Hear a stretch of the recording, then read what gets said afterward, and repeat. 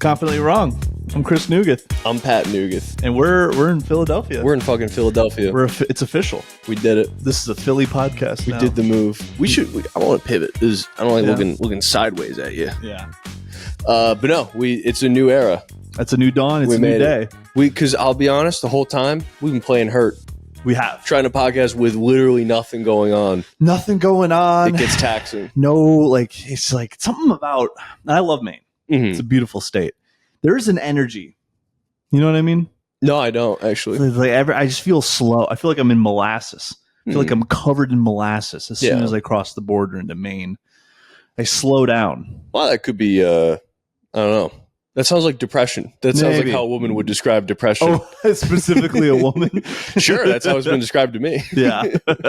But no, dude, it's brand new era. If the guy at Guitar Center could see us now, after buying all those microphones and going, what are these for? And me going, a podcast, him going, let's ring you up over here. It is nice. Like we have the windows open. Yeah. And all of our neighbors can just be like, I fucking knew it. Yeah.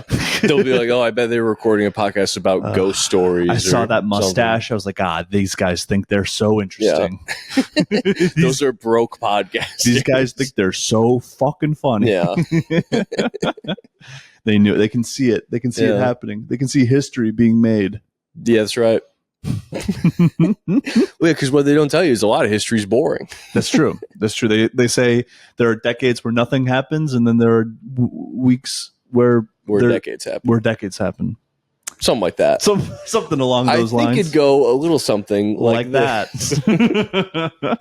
But yeah, are you liking Philly, Pat? I'm liking Philly a lot. Yeah, I got a job as a bar back at a nice upscale sports bar.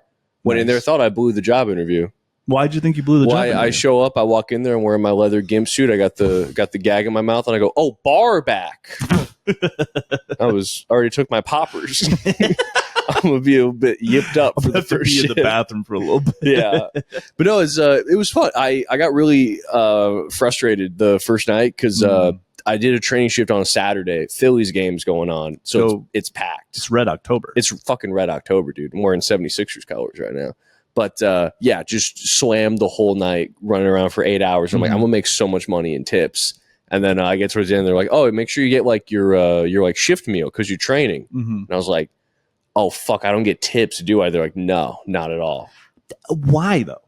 Because you're doing the same work. I mean, not really. Like most of it, you just have to like follow someone around and they like show you how to do. And I don't know if you feel this way. I feel so stupid the first like week of any job. Oh yeah, because it's like you go in there being like, "Oh, I know nothing." So they're like, "So you wipe down the table," and then I'm like this. They're like, "Sure, yeah."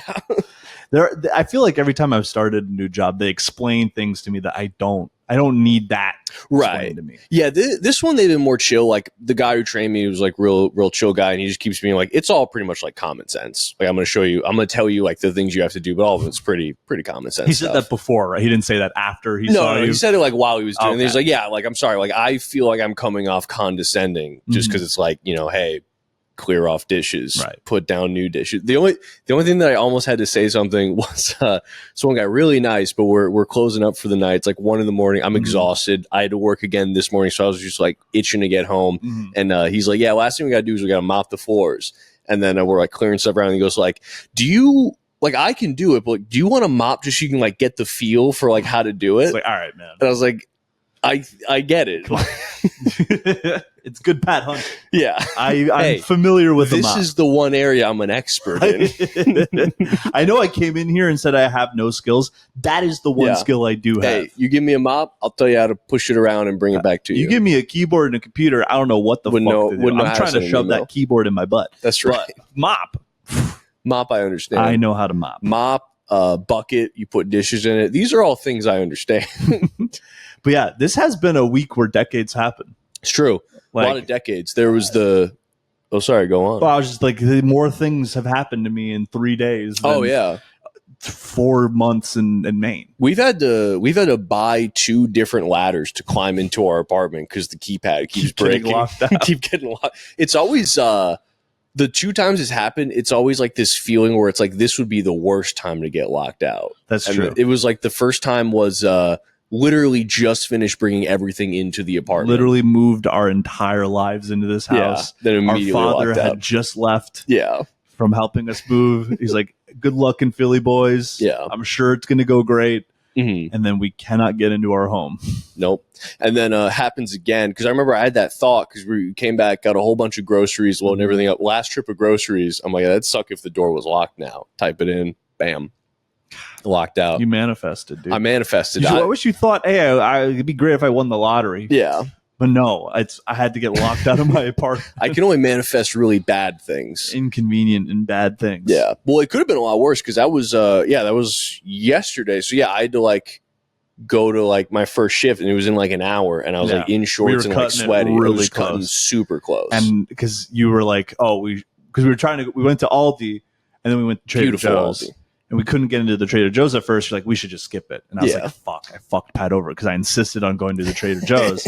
And then we got out of the Trader Joe's, and I was like, well, I want to hit the Wawa. Mm-hmm. And then I was like, well, we're already. I would have put my foot down on a Wawa. I knew you were. I knew you would. So I didn't even suggest it. But I was like, man, could you imagine if I stopped by the Wawa? Oh my god! And then I'd be happened. Fucked. You wouldn't have ruined. A job. Yeah. No, I absolutely would not on the street right That's now. right. It would immediately evict us. Yeah. But yeah, I was. What's happened? We got locked out. I had to climb onto the balcony. That was pretty fun. I did enjoy was that. Was it? I was nervous for like a lot of it. Firefighter. Okay. You know? Yeah.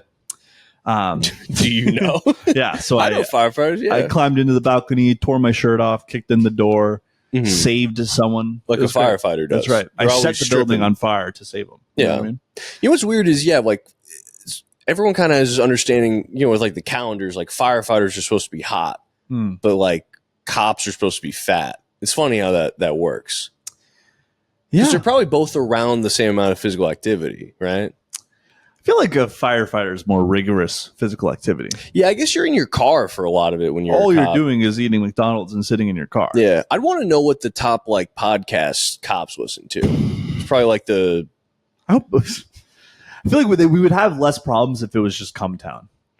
Would we? I think we would have less problems. I think we'd have less problems if they were listening to Come Town. They'd probably listen to Alex Jones. Yeah, I feel like if it was Come Town, though, we'd have a lot of cops who are like, wouldn't it be funny if I shot this guy? We have cops like pulling someone over and putting guns in their mouths. Own mouths. Just doing bits. Yeah. That was always fun. Like, you ever see like Super Troopers, where all the cops are doing? I like to think that's how cops are. We'd be living in Super Troopers. Yeah. If they just listened to Come Town. But no, they listen to fucking No, I feel like they'd be cool if they listened to Alex Jones too. Okay, you flipped now. They'd be a little bit like esoteric. They'd be a little nutty, but I think they'd be cool at the end of the day. Are you an Alex Jones fan? No. Oh, okay. No.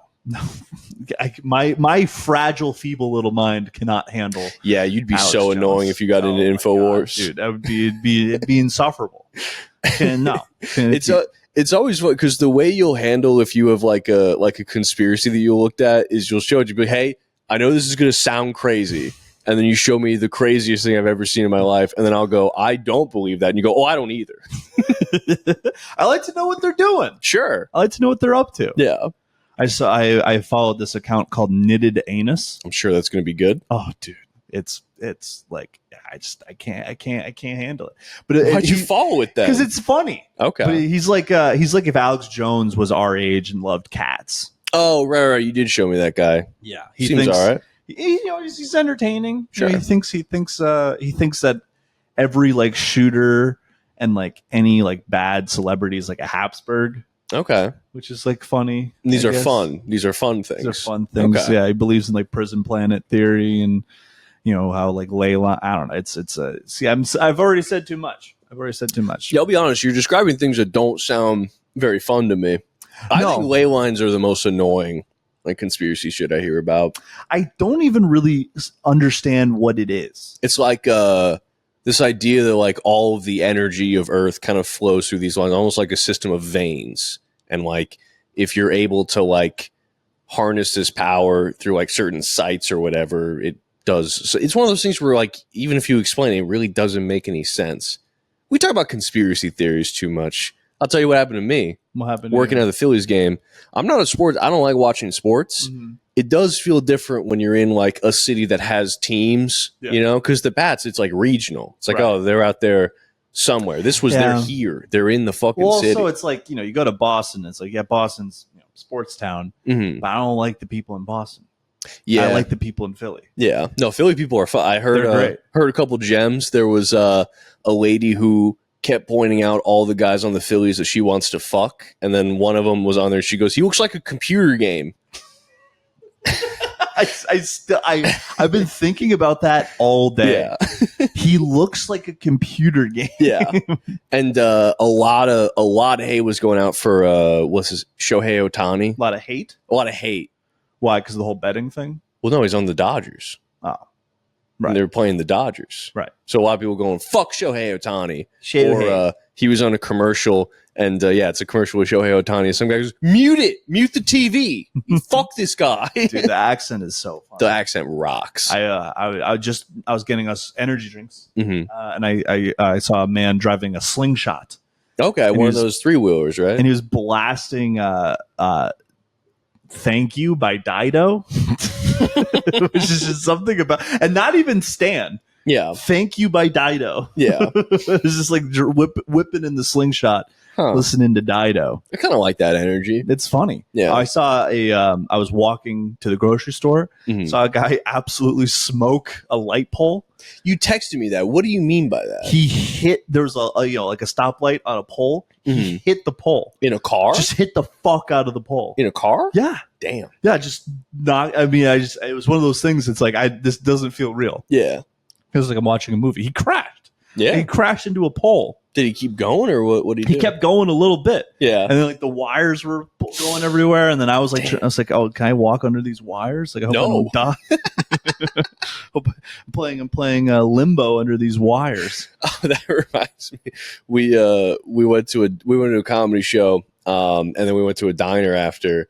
And then you had a couple cocktails, and you're feeling good. And then we were walking home, and you had leftovers with you, and this guy comes up and asks for some food, and then you hand him your food, which was nice. It was a nice thing to do. And then immediately after, you were like, "Was I supposed to do that?" I was like, I feel like I should have done that. Yeah, I feel like I shouldn't have given him all of my food. I mean, it would have been wild to try to split it with him. Well, that's why it's like I'm not going to hand him like half of the sandwich, right?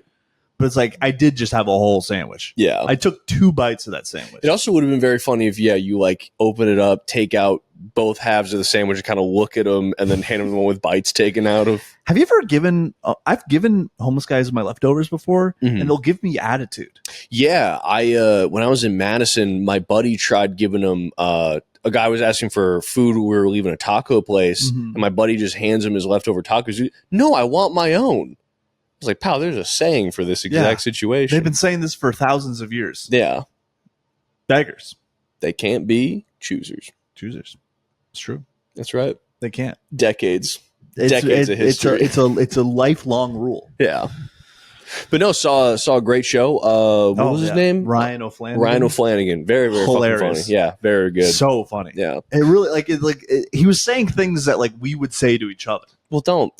What? Don't be like, he was hilarious. He's like us. Well, I feel like we talk similarly. Oh yeah.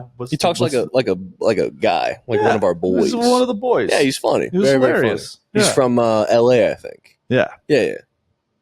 So I liked it. Sorry, I didn't mean to kill the energy. He said similar things that we say. I don't know what the problem with that is. Nothing. But yeah, he was great. Good guy. Yeah. His yummy little ass. Yeah, that's right. He had great Talked merch. about his ass a lot. Yeah, a lot of ass stuff. Well, it is funny just to be a guy like he's like, I got 2,000 koozies. Yeah. I'm in trouble. I mean, dude, I can't imagine buying that much merch. Like a lot of stickers. That's too much. People at the sticker factory probably love that guy. I don't think I can handle selling merch. No, I've never seen like a good way to handle it either. I think actually the best, I forget who it was. Someone was at the club, Empire Comedy Club. Check it out if you're in Maine. But yeah, he traveled with his wife, and then his wife had like a tablet with one of those like Square systems. Mm-hmm. So he was kind of like, "Come to the show, honey," and then was like, "You're selling merch." So it was like, show gets over, bring out a foldable table, all these shirts, all these sweatshirts, and the wife's running point on selling merch. That's probably the best setup I've seen. That's cute. It is cute, sweet. But I don't know. I wonder like how much money you make selling merch like that. I mean, it's, you're supplementing your income a little bit. I love supplementing my fucking income. Dude, I want to supplement the fuck out of my income. Anyway, please subscribe to our Patreon. We have a we do have a Patreon. Patreon. Knock off the cobwebs on that. That's Patreon. Right. Get that Patreon going. There's no value, but there will be now that we're living together again. That's right. I wonder who had the first Patreon. Like the first ever? Yeah. Probably Jesus. Thomas Jefferson. Probably Jesus Christ. Subscribe. Ever fucking heard of him? Get into the pearly gates of heaven. That's right. That's the $25 tier. Yeah. Get into the pearly gates of heaven. You ever see heaven on TV? It's always so bright. It's so gauche, if you ask me. Yeah. I want a nice, designed, modern looking heaven. What religion do you think has the best heaven? You're not going to like it. Probably Islam, right? 72 girls to hang out with. I mean, it's been done a million times, but it's like, you really want 72 virgins? Yeah. You want to show 72 chicks away around a cock? Yeah. You kidding me? Let's take this one for a walk, huh? let's take that one for a spin. Let's take that bit that people told you to stop doing because too many people already do it. Yeah. Well, Amish people have heaven, right? I think so. That's probably just a nice, simple heaven. Just your standard run-of-the-mill churn and butter heaven. Yeah, you probably just hang out with the same 5 people you hung out with on Earth, but in heaven. Jehovah's Witnesses have a shitty heaven, I think. Yeah. It's like there's like a selection process, and they don't do anything fun. And I don't think I don't think you abstain from drinking and partying, and then you can drink and have fun in heaven. Yeah, like it's just wall to wall. You're just never having fun. I mean, well, if you think about it, Amish people probably have to build heaven. You probably have to get there and got to build everything. Right. That'd be fun, though. That will be pretty fun. Just you and your boys constructing heaven. Party. Yeah. Well, and then when you have to make a new heaven, they burn the heaven to the ground. Yeah, true. That's fun. Do Amish people set stuff on fire? I'm pretty sure it's a barn burner. Oh. Like when the barn is... I thought it was just a description of a fun party.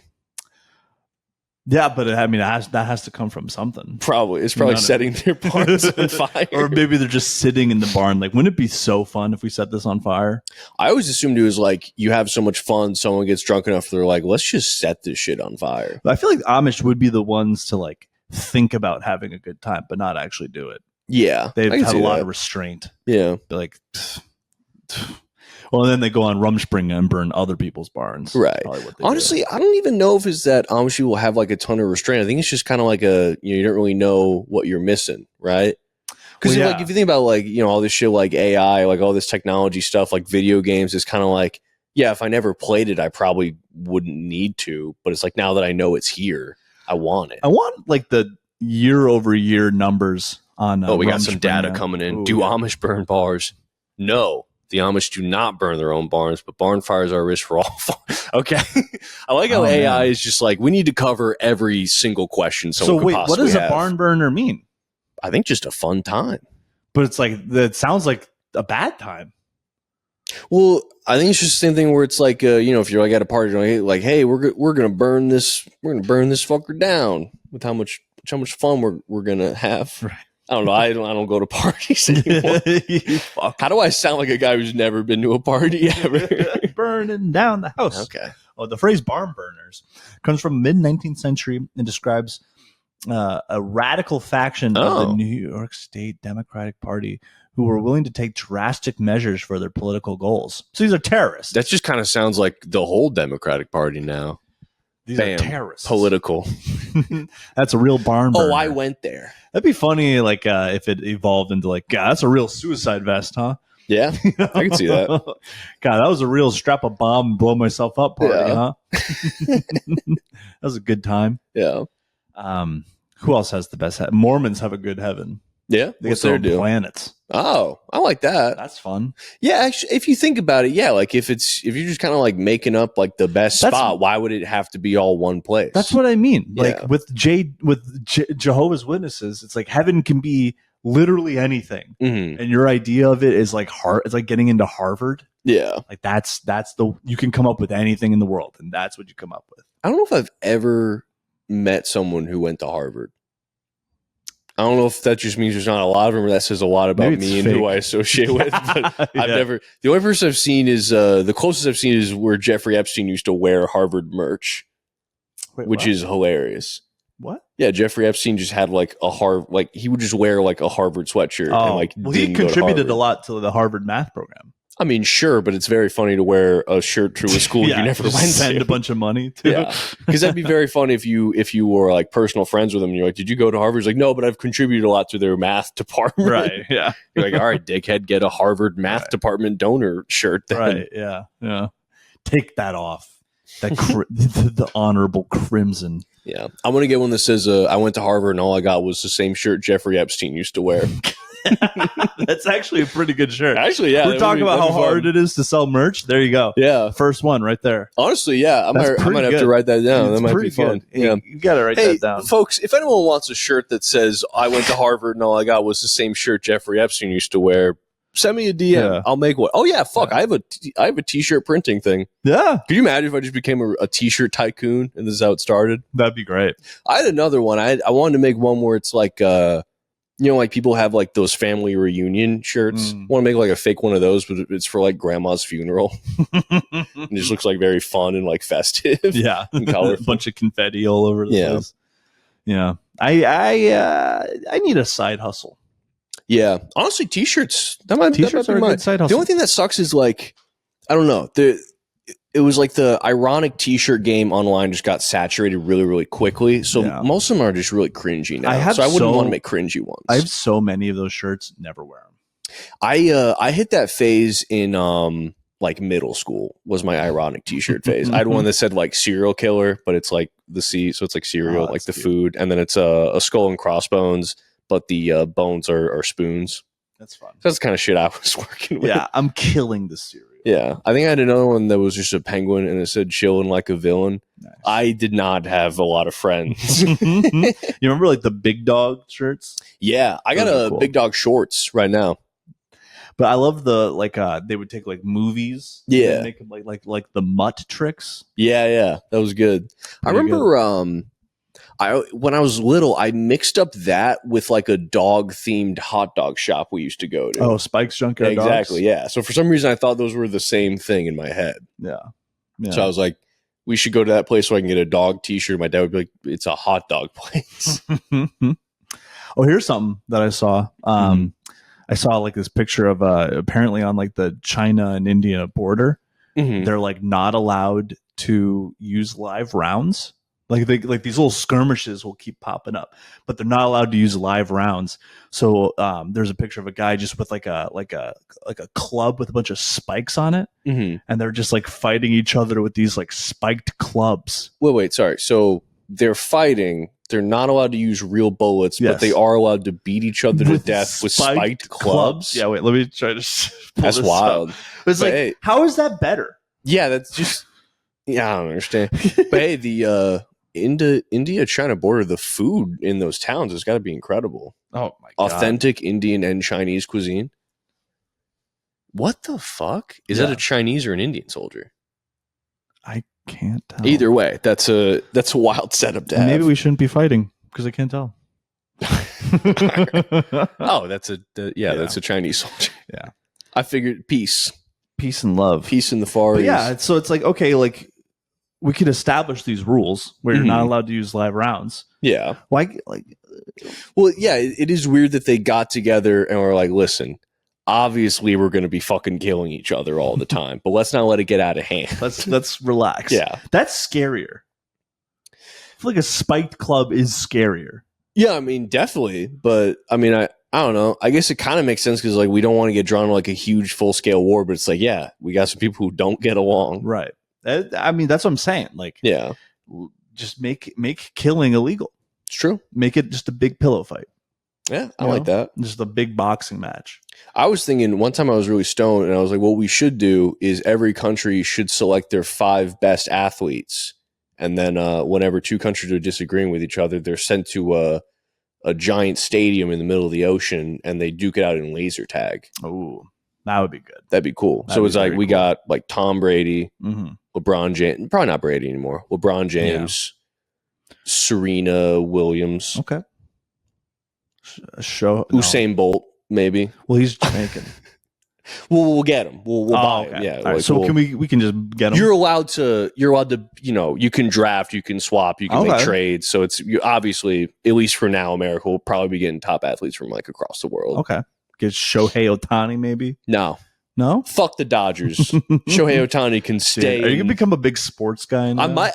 Dude, the energy is palpable when you're in the bar. Everyone's watching the TV. Like, because fucking today, my beloved Eagles, my recently beloved Eagles, blew a 17-3 lead. As of today, your beloved. Yeah, my fucking Eagles blew it. My birds. Today was the first time in my life where like you had sports news for me that I didn't know. Right. And it's usually me saying it and you just don't care even a little bit. I don't know who any of the players are. Yeah. I just remember they had a 17-3 lead.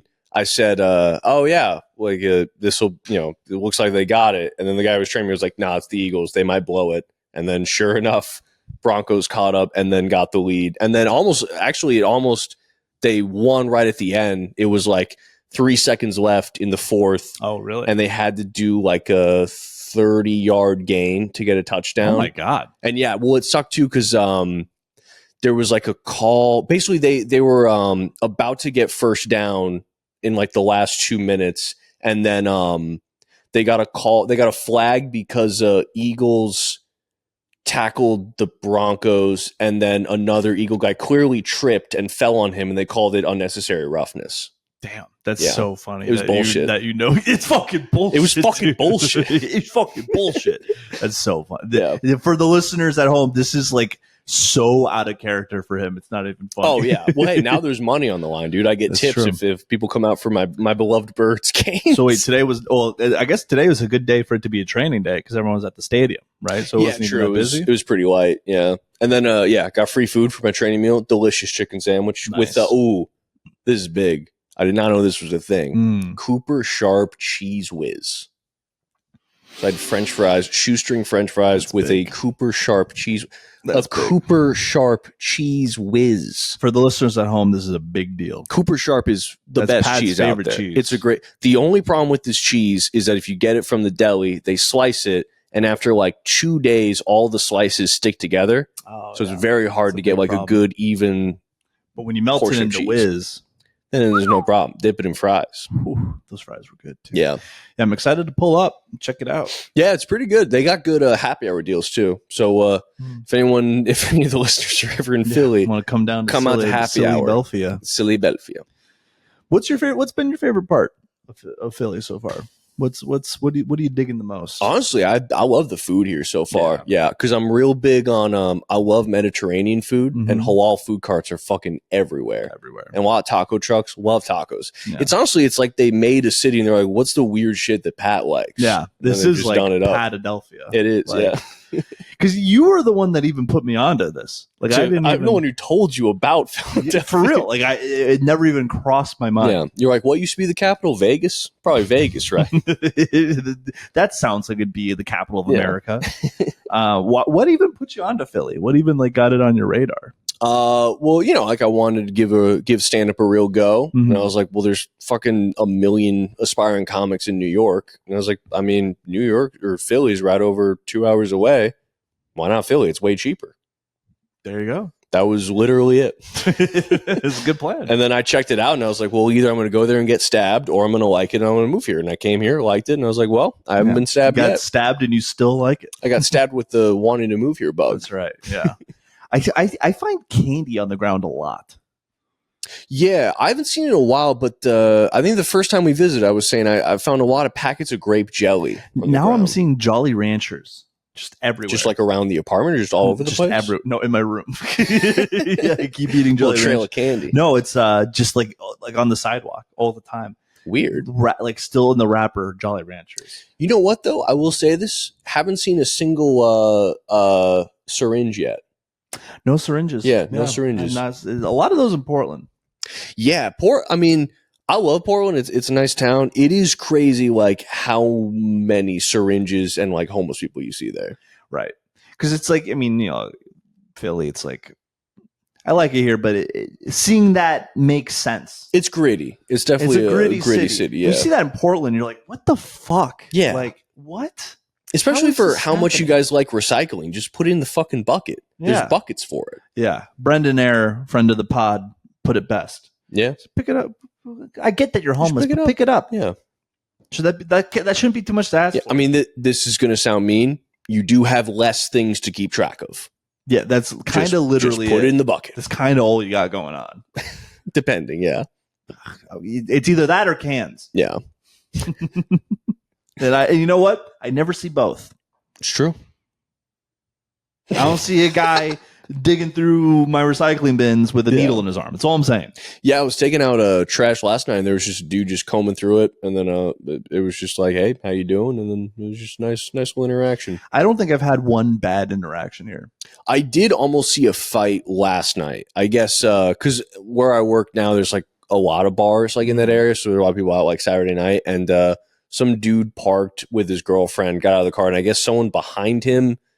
I don't know what exactly, but for some reason a car was behind him and they were pissed. So two guys get out of the car. They're like yelling at the guy. But here's the weird thing. The two guys who were yelling at him were both like 6'4", pretty large guys. This guy was like 5'8" and was like almost going to try to fight them. And his girlfriend was like, no, like, let's just get out of here. It's like, do you think you're going to win this? That's classic short. That's classic Napoleon. But he wasn't like short enough to have like a short guy. He was just like average height. 5'8" is pretty small. 5'8", what's average? Like 5'11". I don't know about that. That sounds high. Garrett, what's the average? Garrett, what's the average height for a man? What's the average? These are problems we don't even have to worry about. We got to worry about the sun mostly. Yeah. But yeah, even though like you're under 6 foot. Oh wow, you're right. Damn, you are showing your from the CDC. Yeah, that's very. There's probably one very short guy at the CDC who's in charge of that. Yeah, he's like, come on. That's why it skews so short because they keep getting sick because they're weak. That's right, and they need to be filtered out of the gene pool. I like to think about that guy. Yeah, like a guy who's like at the CDC trying to be like, yeah, the average height's 5'4". Yeah, the average penis size is 4 inches. That's right. That's the average. 3.5. Yeah, the average duration of sexual intercourse is 20 seconds. Yeah, I mean, if you're having sex for longer than 5 minutes, what are you doing? That's true. I agree. That's true. That is true. That's true. Yeah, I remember not so much. I think like in college or like maybe even high school, like people would talk, like guys would talk about having sex, and be like, me, I would have sex for like 1 to 2 hours, and I was like, am I just the worst guy at sex ever? Tiring. Yeah, I remember having a complex about that, and I'd always like be like, I'm sorry that was so short. Like, don't. What are you sorry about? Like, thank God. What the heck are you if I had sorry to endure about? one more minute of that, it's fucking Gun City. And well, Garrett, I think we got that spinning wheel. We got that spinning wheel. I still don't have the wheel. That's I don't know where I put it. Where is it? I don't know where I put it. But like, is it I in put Philly it in a or in box. Maine? Okay, it might be in Maine. I actually don't know where I put it. It's funny too because it's not even something we actually really needed, but we bought it. Oh, and it just dude, never showed does he have up. Mark Sanchez on there? Oh, I'm so glad you have Mark Sanchez on there. All right, so we'll read the topic. I was telling you about this earlier. Sure. Yeah, I was. Okay. So we have Cousin Love, Mr. Beast, Squirrel, Subway Surfers. Excuse me. Jesus Christ, that was disgusting. We're going to be editing that out. 33 minutes. Chris burped. All right. Bill Burr. Oh, I know what that one's going to be Bill about. Burr, Subway, Mark Sanchez, Annabelle, and Penis Sandwich. Okay. All of these sound pretty good. Sound pretty good. Yeah. Well, not to eat, but just to talk about. Yeah. I mean, I wouldn't knock it till you try it. Yeah. Nice Cooper Sharp and penis sandwich. Cooper Sharp penis. Little panini. Little salty, little sweet. Little panini. We end it there, dude. Fuck it. 34-minute episode. Perfect joke that Pat ended on. All right. Yes. Bill Burr. I assume this is about him going to the Riyadh Comedy Festival. I'm going to come out of the gate out of this. I think, you know what? Let's see. Bill Burr defends controversial Saudi Arabia Comedy Festival gig. Mm-hmm. What's your take on this? I mean, I'm curious what he's using to defend himself, but I think, let's see here. You think Can you do a good Bill Burr? No, I can't. You think everybody's going to be screaming death to America, and then they're going to be having fucking machetes and want to chop my head off. That's why Bill Burr said, noting he was surprised by how diverse and receptive the locals were. Diverse locals plucked from every country and enslaved. Yeah, they are pretty diverse, Bill. Yeah, I mean, so one thing I haven't heard them talk about is like how much money they're getting paid for this. So Bill Burr got millions. I mean, I don't know. I can see both sides because on the one hand, they do bad stuff. You shouldn't really be, like supporting them. But on the other hand, it's kind of like how much is going to their country to do a comedy festival and then immediately coming back, like showing your support of their government. And also, I'd like to see, because at least from what I've heard, most of the people who are complaining and saying that they never do this are people who would never be asked to do it. Right. I want to know how many comics got asked and turned it down. So Shane Gillis turned it down. Good. I expect that from him. Right. And it's like, yes, you are the highest earning comedian, probably. Yeah. I think the person who put it best was Tim Dillon. Before he got removed from the lineup, he was saying, yeah, they're evil. They're paying me enough money to look the other way. Yeah. That's honest. That's what all these comedians are doing. I respect And I'm not going to judge them because Riyadh's not asking me to do their comedy festival. No. In fact, no one's asking me to do their comedy festival. In fact, the few I've submitted to have said, that's okay. Why don't you check out the Riyadh Comedy Festival? I can't even get into the Before You Die festival in Alaska. Yeah. Okay. Oh, did you submit for that? No. Oh. Well, that might be why. I can't even get it. Yeah. No, but I need to, and I will. Yeah, look, it's like, okay, yeah, Saudi's doing bad stuff. You pay taxes. Mm-hmm. Where do you think your tax dollars are going? You know what I mean? Like, and also, I guess I'm just surprised. Like, because like obviously comedy got really, really big here, and it's like spreading to other countries. Like Australia's got a big scene. Like there's big scenes in like other countries. I just don't see what's going to be relatable in Saudi Arabia to these American comics. Right. Well, so I was listening to Bill Burr talk about this, and apparently, like, when they first booked the gig, the list of stuff that they couldn't talk about was to the point where they're just like, there's no point. Like, we're not going to do this. There's just no fucking point. And they negotiated it to the point where it's like, you can't make fun of Islam, and then you can't make fun of like the royal family. But everything else is on the table. Mm-hmm. And I mean, if things are ever going to get better in Saudi Arabia, I think the path to that isn't turning our back and isolating them further. It's bringing them to the global spotlight. Mm-hmm. Yes, taking blood money and doing this festival, but then kind of opening up a conversation of what Saudi Arabia is doing. You know what I mean? Like, people are talking about Saudi Arabia, what they do more than ever because of this comedy festival. And I mean, on the other hand, like, I think to a lot of people, they're seeing this as like the first interaction on a large scale between like the US and Saudi Arabia, at least like in like a cultural sense, where it's like, okay, fine, you can have all these comics say, no, we're not going to do your comedy festival, but then how about we take a look at all the Saudi Arabian money that's already in the US in like private equity, in like real estate, in like MMA, in UFC, like, it's not like this is the one thing people are taking money from Saudi Arabia for. So it's like, hey, if that's going to be the precedent that no one takes money from them, you're going to have to call up a lot of businessmen and tell them to stop doing the evil shit they're doing. Well, so it's hilarious to criticize comics for taking money to do the Riyadh Comedy Festival, and then they go pick up their DoorDash order.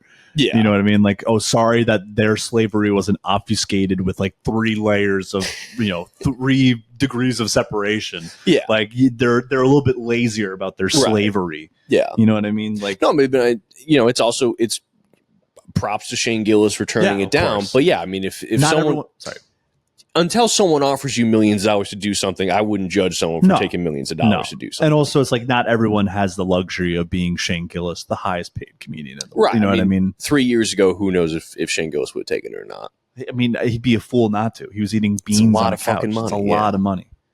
But yeah, I can see both sides. I can get why people are mad, but I think that's the simplest way to look at the issue without there's other shit going on. If you're gonna get mad, don't use DoorDash anymore.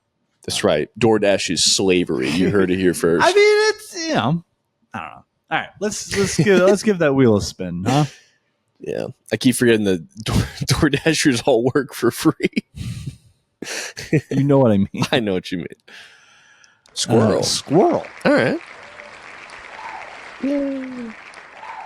I like the applause.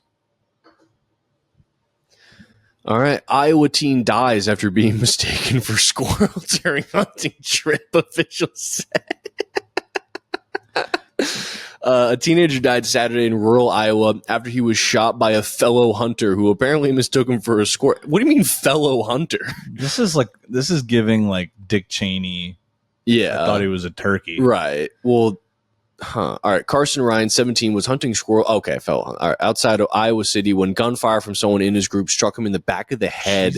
According to Iowa Department of Natural Resources, in a news release, the agency said Ryan was, quote, was mistaken for a squirrel by a member of his hunting party. The incident took place around 3 p.m., according to the department.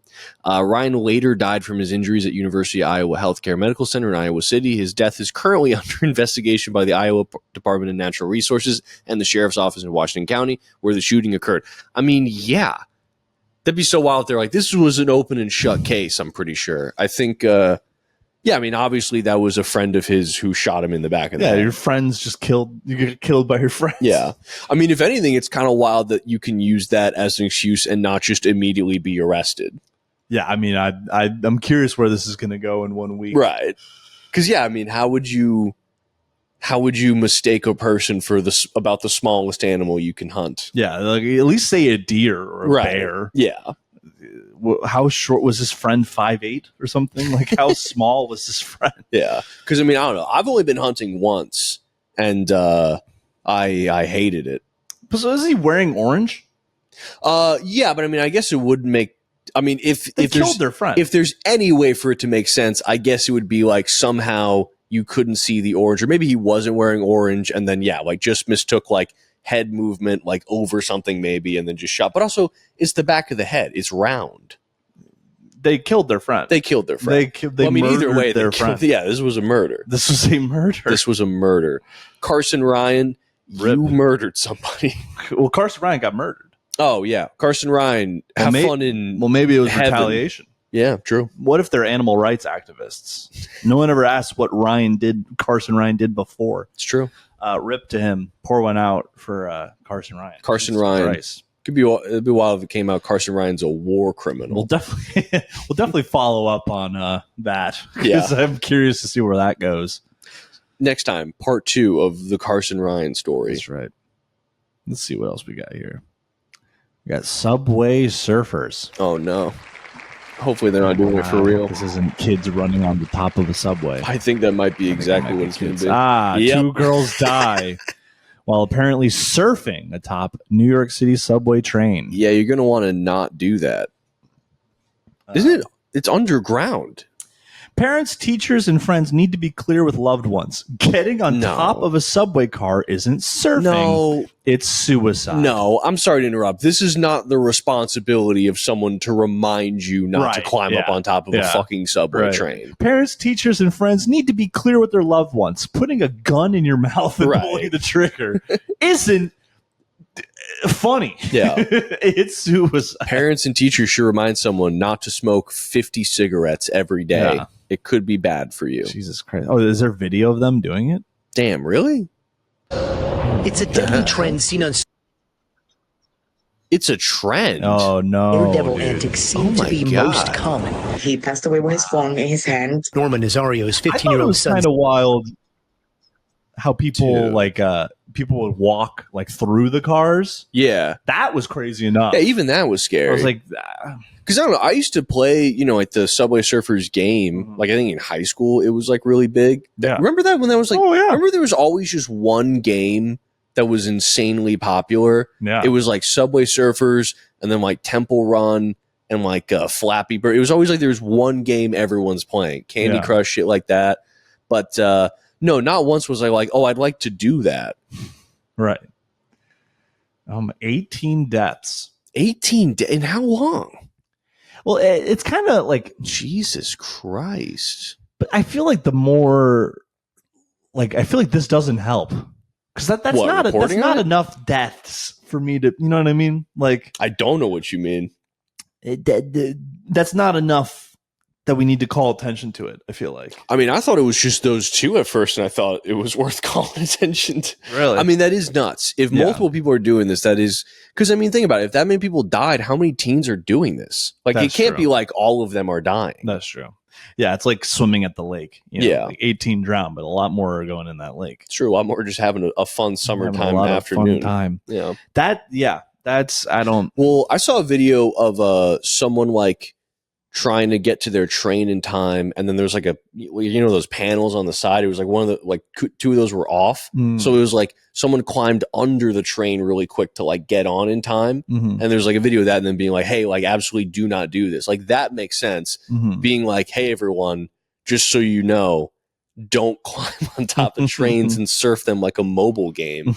That's crazy. Yeah. Also in that game, like there was always like the whole like the storyline of it was like a cop is chasing you. Right. Where like in real life they just tase you and yank you off the subway. Right.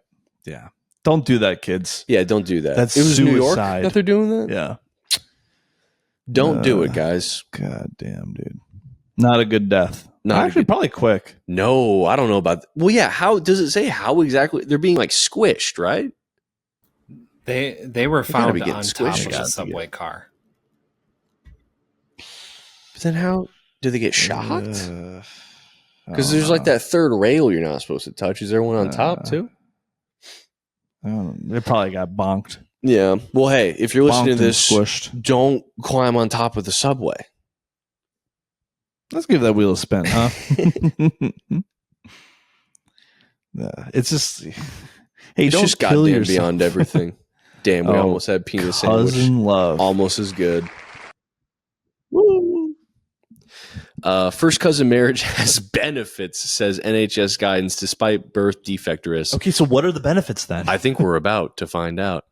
Written by Joe Pinkstone, who was probably nailing his cousin. Marrying a first cousin is legal in the UK, but increases the risk of children inheriting genetic conditions. Health issues such as sickle cell disease and cystic fibrosis are more likely to be carried. I'm struggling to find the benefit. What, is your cousin really hot? Is that the benefit? My hot cousin? Extolling the benefits. First cousin marriage is linked to stronger extended family support systems and economic advantages. Really? Because I feel like, I mean, maybe it's just different in the UK. I feel like if you have, if I was going to marry my first cousin, the biggest hurdle would be like, we have a lot of people who know that we're both cousins, right? I would just assume that you don't tell anyone that you're cousins and just try to roll Keep with that it. one to yourself. Yeah. Well, I remember that Jonah Hill in Wolf of Wall Street's married to his cousin. That's a very funny scene where he's talking about, he's like, yeah, well, you know, because like growing up, she grew up hot. And, you know, everyone was trying to fuck my cousin. I thought, wait, no, I'm not going to let someone else fuck my cousin. So, you know, I did the honorable thing. And then, you know, I kind of used that as an in. That's a strong family bond right there. I guess. The benefits of marrying your cousin is that no one else gets to fuck your cousin. Yeah, if anyone's going to fuck my cousin, it's going to be me. I did swimming in high school. And there was a kid on the team whose sister was like one of the lifeguards. And then a couple of the guys on the team would like joke about like trying to hook up with her or whatever. And then I would always do this bit where I'd like go to him like, hey, if anyone's going to have sex with his sister, it's going to be him. All right, guys, back off. And I don't think he liked that. That's a strong family bond, right? That's right. It made their family stronger. Yeah. Good economic benefits. Yeah. So did they put out something saying it's good to fuck your cousin, and then everyone was like, I don't know about that, and now they're retracting? Yeah, I mean, I guess they're just saying, despite the genetic risks, there are benefits. Yeah, do they explain how there's a stronger? All right, the document mentions that marriage between cousins has long been the subject of scientific discussion based on the slight increase in risk of inheriting diseases. It also adds that there are other things that increase the risk of this too, such as alcohol, smoking, and parental age. Quote, none of which are banned in the UK. I think this guy fucks his cousin. This guy wants to fuck his cousin. So, what? You think it's bad that I fuck my cousin? Well, you drink.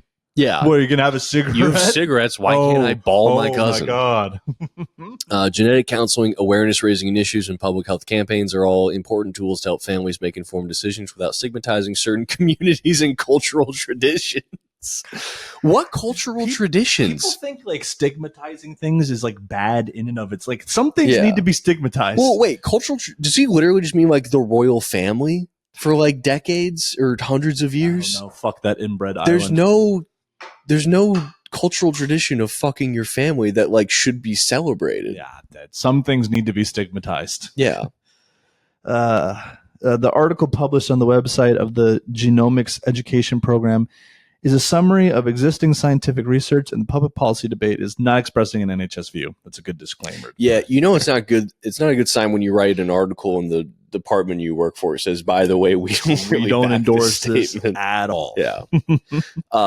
I'd love to see a picture of that guy's family. Yeah. I want to see what this cousin must be just so hot. It's a hot ass cousin. I mean, I imagine most of the time it's just kind of like, it's not even that they're hot. It's kind of like, hey, this is the hand I was dealt. Right. I got a cousin. Slim pickings. Yeah. Small town. It's like country roads. It's either my cousin or fucking Bucktooth Betty down the road. I'm gonna go with Bucktooth. I go with Bucktooth Betty. She sounds nice. She sounds a sweet girl. Sweet angel. She cooks well. Sure. The buck teeth rub on you a little bit when you know what I mean. It's nice. Why don't we give that wheel a spin? Huh? Why don't we give that? I knew what you meant, and then I didn't know what you meant. The buck teeth rub on you. Little scrape. That's right. When she's biting you. Yeah. Okay. Yeah. Mark Sanchez. Let's give this one a little try. Let's check out the dirty Sanchez over here. Nice. Ex-Jets quarterback Mark Sanchez acted erratically, body slammed truck driver before being stabbed in Indianapolis. Damn. Cops say, this guy is trying to kill me. Holy shit. What the fuck happened to Mark Sanchez? Now, was Mark Sanchez the one that had the butt fumble? The butt fumble? Yeah, he he had the butt fumble. Okay, but I don't know what that means. Reeked of booze and slurring his words when he body slammed elderly grease truck. Years ago we talked to yeah, let's see. This is a baffling fumble since you're into football now. Yeah. He just ran into his line. Okay. Oh, damn. Whose fault is that? That's his fault. That's right? absolutely his fault. Huh. Yeah. And then he tried to beat up a grease truck driver. Also, it's so funny that just the added detail of a grease truck driver is like, well, it was real hard to get a hold of that guy. Yeah. Wait, so just a whole truck full of grease? Yeah. Damn. He was stabbed in the chest. Oh my God. Is he okay? Oh yeah, the 60-year-old driver stabbed him several times in self-defense, telling the cops, this guy's trying to kill me. Damn. CTE. I mean, yeah, like a fucking ex-football player with brain damage is drunk and attacking you. I think you kind of have to try to stab him. Wow. Jesus Christ. That's crazy. They added he requires hearing aids. So what if Mark Sanchez so we get a saying, full picture of this guy? Hey, I love you. You remind me of my cousin. what if he was just coming on to him? Hey, and then he cousin. stabbed him. Yeah. PT did not have his hearing aids in. Why are they adding the hearing aid part of it? That's very funny. Yeah, I mean, I don't understand how this interaction started. They're kind of muddying the waters a little bit, adding that he did not have his hearing aids in because his truck is very loud when he's exchanging fry oil. So he had to lean in close to Mr. Sanchez to hear him.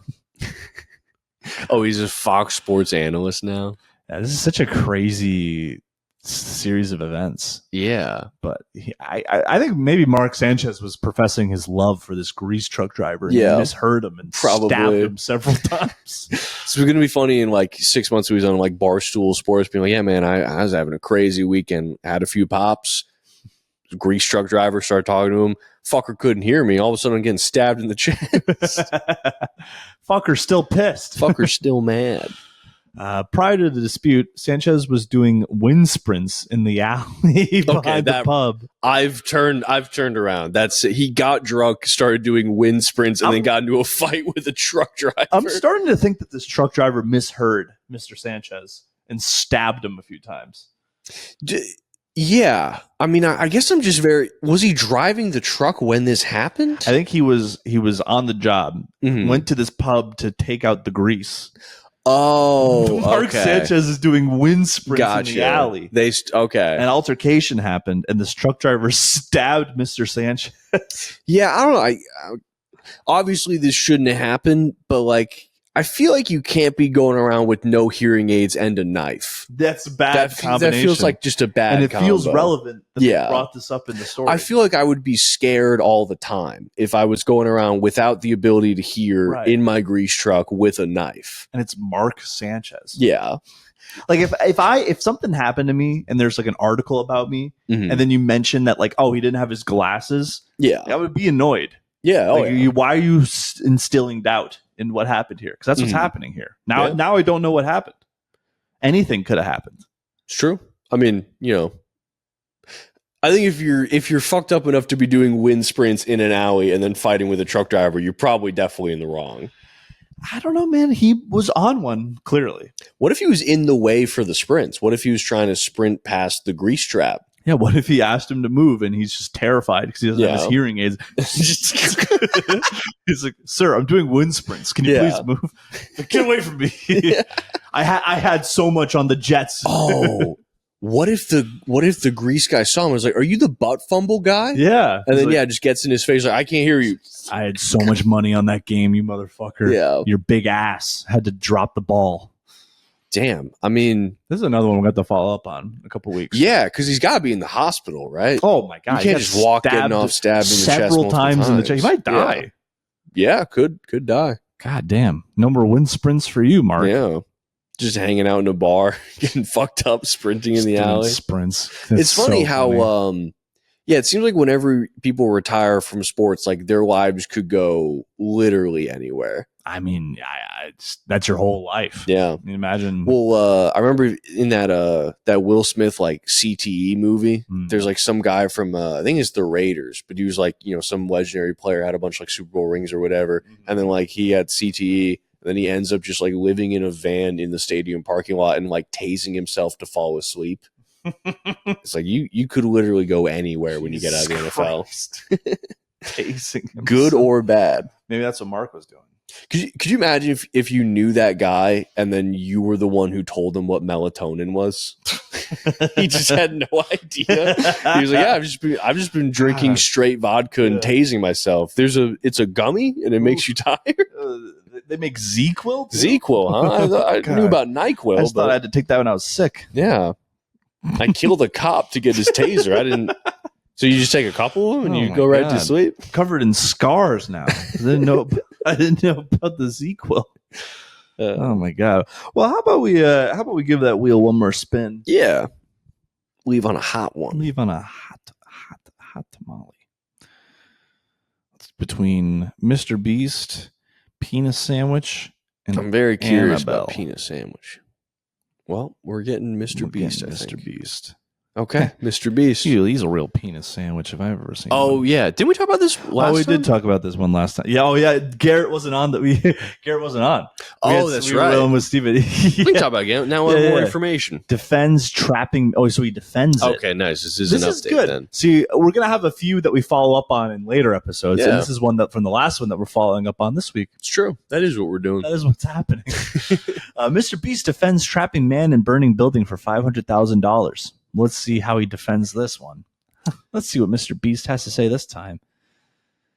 Why did the BB... There must just be nothing going on. Reacting to the backlash, Mr. Beast said, "This blew up. If you're curious, obviously we had ventilation for the smoke and a kill switch to kill the guy. No, I'm just kidding. A kill switch to cut off the fires.